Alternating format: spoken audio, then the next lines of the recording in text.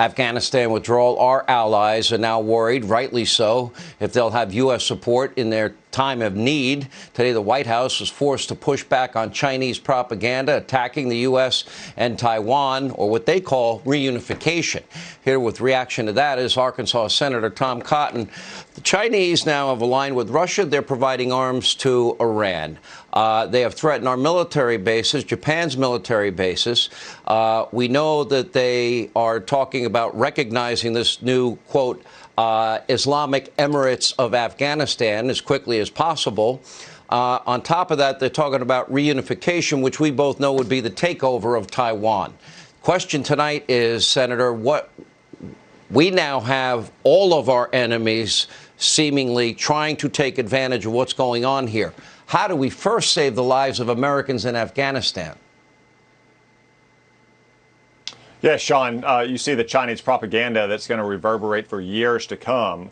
But the immediate priority, as you say, is to get the Americans trapped behind Taliban lines out of Afghanistan. Joe Biden told a bald-faced lie yesterday when he said they planned for every contingency. They obviously did not, because there are 10 to 15,000 Americans behind Taliban checkpoints. My office has been in direct contact with hundreds of these people who have not heard from the State Department, who cannot get to the airport in Kabul because the Taliban have checkpoints all over the roads and control all access to it.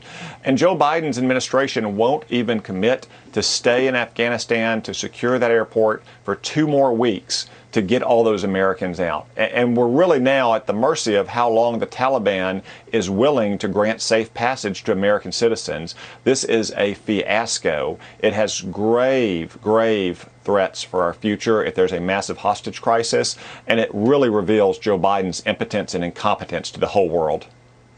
It really is scary, Senator, and how it can happen. Is there anything you can do, any words you can say? Do you have any confidence that we're going to get our fellow Americans the hell out of there?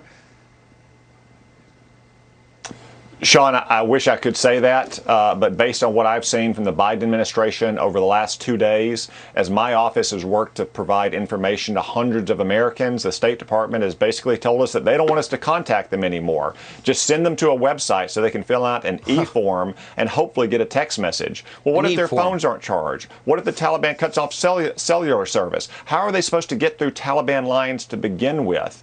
Joe Biden had no plan to evacuate 10 to 15,000 Americans when he pulled out all of our troops and our commander and shut down Bagram Air Base last month. You would think that the last thing you'd do is turn out the lights on your controlled air base and bring your commander and his troops home after you bring all the civilians home. But right now we have thousands of our countrymen trapped behind enemy lines at risk of being taken hostage by the Taliban at any time.